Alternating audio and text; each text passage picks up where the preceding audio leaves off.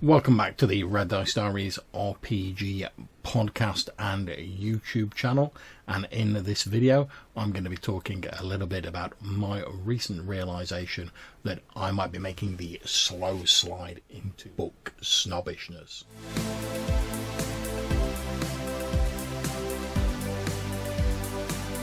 Now, you might be asking yourself, well, how did I come to this realisation? Well, it all started with the arrival of my Kickstarter copy of Vesson, a Nordic horror role-playing game. Now, I already knew this game had achieved a certain amount of market penetration when I mentioned it to Hannah, and she said that a number of her friends had already been enthusing about it. Okay, love, so I'm recording my episode talking about whether I'm a book snob or not. What do you reckon? Book snob or not? Depends on the book. What do you mean? Well, when it's World of Darkness or Wizards of the Coast, you tend to have considerably higher standards than you do with the OSR type books. Let's put it that way. Yeah, that's fair. I can't disagree with you there. Certain expectations towards quality of printing depending on how much you paid for the book as well. Now, whether that's snobbery or expecting to get what you pay for is a different matter, but I think it depends. Now, obviously, this isn't a review of Vesson, although I hope to be doing that at some point. Now, I'm a sucker for actual books and always have been. Now, don't get me wrong, I love a PDF, and with rising prices and ridiculous postage and packaging and shipping charges, sometimes you've no alternative to bite the bullet and just get yourself that sweet PDF. Plus, PDFs can be searchable, they've got bookmarks and all of that other good stuff you get with the advance of technology. If I've got a choice, though, I'll pretty much always go for a physical book, to the point where bookshelf space, as you can probably see behind me, in our house is starting to become something of an issue. And I'm actually going through trying to get rid of some old books I don't really use at the moment, which you can see down there. I've sort of started piling them up. Aside from the fact that I struggle to read PDFs on the screen for a prolonged period of times without eye strain, headaches and stuff like that, I just like being able to hold a physical book and read it wherever I want. The Vesson book comes with this lovely dark green bookmark that you can see there. The exterior covers have that sort of lovely, slightly textured finish that I associate with old Enid Blyton books that I used to read at my grandma's, and old textbooks and stuff like that. I think this might be a cloth or an imitation cloth binding, at least if my Google foo is to be believed. But if you read an old book from a second-hand store in the 80s and 90s, probably early, you probably know what I'm talking about. The paper is nice and thick and has that off-white, slightly creamy colour that I associate with older books. Even the text colour, which is actually, I believe, although my eyes aren't the greatest, as you can tell by the old spectacles, it's a dark brown colour rather than black, which for my money contributes to that effect of an aged book. Now, don't get me wrong, Vesson is a great book in my opinion, and I'm sure it would have been just as good without the sheer production quality of the book, but I can't deny that even before reading it, my enthusiasm was buoyed by the physical quality of the product. It also really works for the context of the game. After all, in Vesson you're supposed to be playing the heirs to an ancient society of monster hunters, so sort of harkening back to a vintage style of book works really well with that. This is something I've often talked about with Johannes when it comes to the Burning Wheel books. Now, love or hate the system, and I obviously love it. You only have to look at previous episodes in the podcast to see that. You can't deny that the recent tomes feel substantial and well put together. Fungi of the Far Realms and the recent version of Into the Odd also have similarly high production values, despite being very different books. This snobbishness, I suppose if you want to call it that, has even carried over into other aspects of role-playing for me. Although I mostly like online methods of storing my notes, since I run most of my games online, it would seem odd not to use those tools. I still love a physical notebook, and my notebook of choice is the Oxford Red and Black notebook, which also has that cloth style cover and a built-in red bookmark. But all joking aside, I love it when things like this randomly occur or are sparked off by something, in this case receiving the Vesson books, because it gets me to look at some aspects of my hobbying that I might not have considered before. So I've been thinking about why I like these vintage style books. And the first is obviously it's got a huge nostalgia factor for me. As I said near the start of this recording, I've got fond memories of visiting my grandma, unfortunately no longer with us. When I was younger, she had a load of old books and comics that my dad and his brothers used to read when they were younger.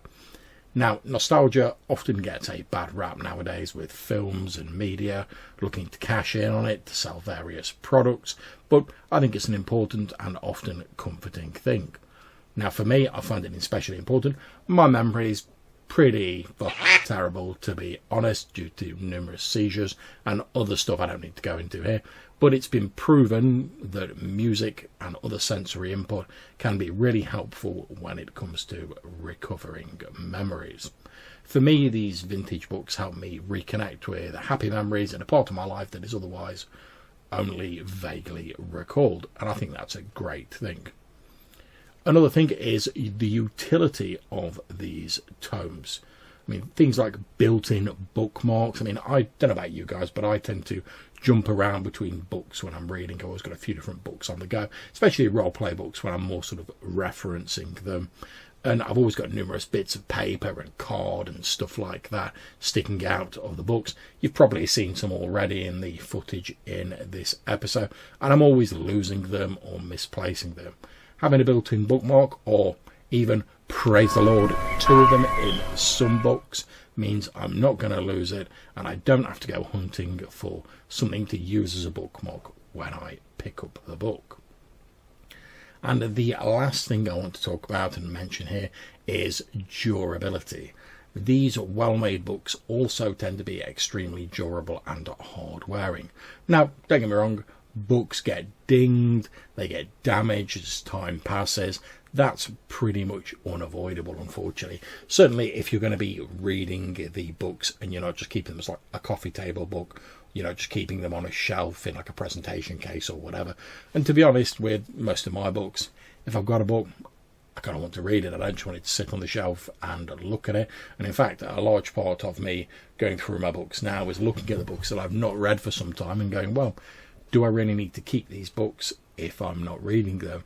And obviously, I like my books. I mean, look at the shelf behind me. But when you sort of come down to it, the answer is, well, but if you've not read something for a few years and you're probably not going to run that game again, then you probably don't really need it unless you're just holding on to it for nostalgia factor.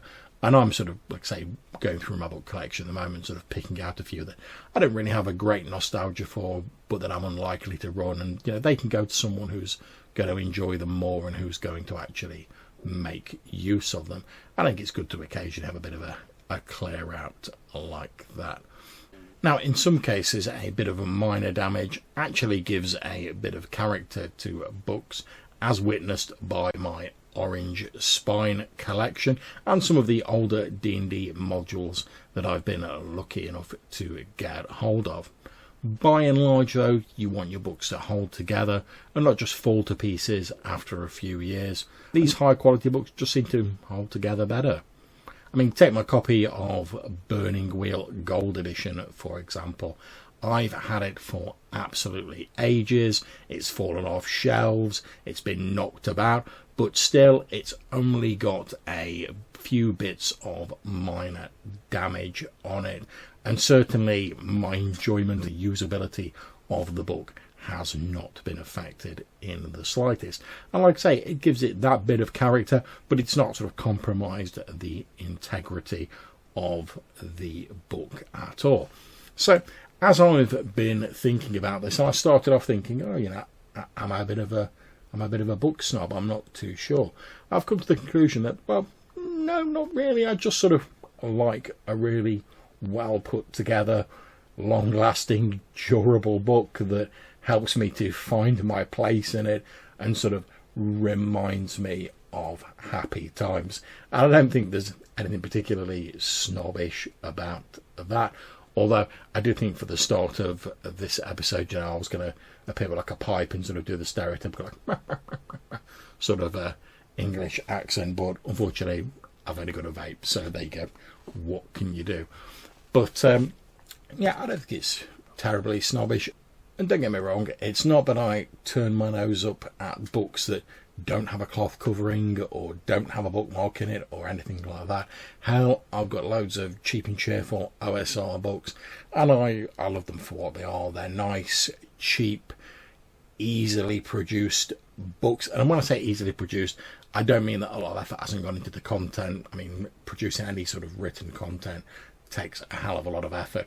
But now with modern tools and sort of print on demand and stuff like that, it's easier than ever to produce a printed book that looks pretty darn good. And I'm a big fan of this.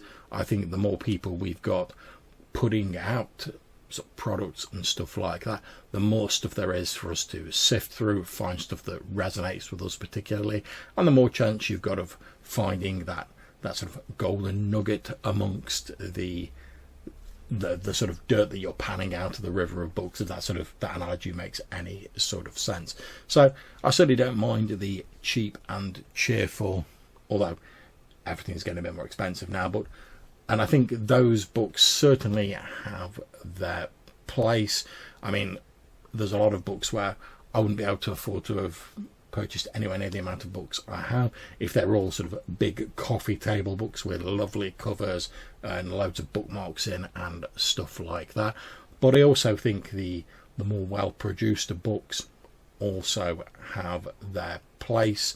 And for me, if it's a book I really like and I can afford it, and there is an option to get the sort of well produced sort of vintage style books with the bookmarks and whatever, I'll probably go for that. Like I've just got the Hyperborea books recently, and they are really well produced and lovely. And I think it's a culmination of all of those things I've talked about that leads to me wanting to have these nice books. And let's face it, if I'm going to buy books, I want to buy some nice ones. So I'd love to hear what you think about books. Are you maybe a bit of a book snob like me? Do you love your nice books? Do you like things a little bit more cheap and cheerful? Either way, get in touch. Let us know what you think. You might be featured in a future episode of the podcast. You can get in touch a number of different ways. You can either drop us a voicemail using SpeakPipe or Anchor, and there'll be links in the description down below for this, or you can send us an email to rddrpgpodcast@gmail.com. If you've enjoyed this video, you know, like and subscribe and do all that good stuff. If you enjoyed the podcast version, then hopefully you'll listen to future episodes and maybe stick it in your favourites if you want to do that. If you don't, absolutely fine as well. So until we see you again, take care, stay safe, and whatever you're playing, have fun. We'll see you soon.